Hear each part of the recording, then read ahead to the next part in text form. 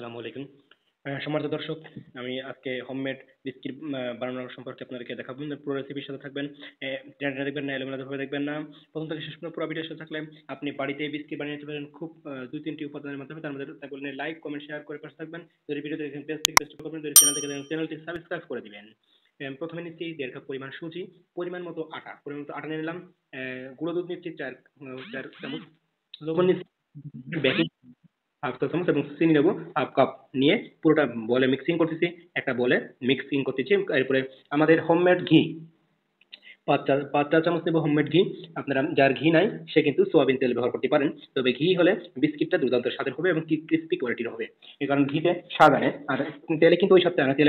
তেলের একটা গন্ধ, ঝামেলা গন্ধ থাকে। এই জন্য আমি ঘি দিয়েছি। ঘি দিয়ে সুন্দর করে নেড়ে নিচ্ছি।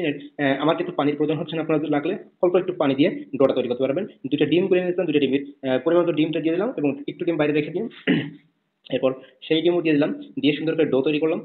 অবশ্যই তেলে ভাজার সময় তেলে ২-১ ফোঁটা ঘি দিয়ে দিবেন। এটা তেলে একটা সেন্ট হবে এবং এটা আমি ১০ মিনিটের মতো লো ফ্লেমে রাখবো। আপনারা কিন্তু তাপ বাড়িয়ে নেবেন না। আমি লো ফ্লেমে রাখছি। লো ফ্লেমে রাখলে এটা কিন্তু আস্তে আস্তে ভাজা বিস্কিট দেওয়া হয়েছে, তো এই জন্য কোনোটা আগে হচ্ছে কোনোটা পরে হচ্ছে, কিন্তু সব মিলিয়ে আমি পুরো বিস্কিটটাকে একেবারে লালচে লালচে খয়েরি ভাব আনার জন্য লো ফ্লেমে অনেকক্ষণ ধরে রাখছি।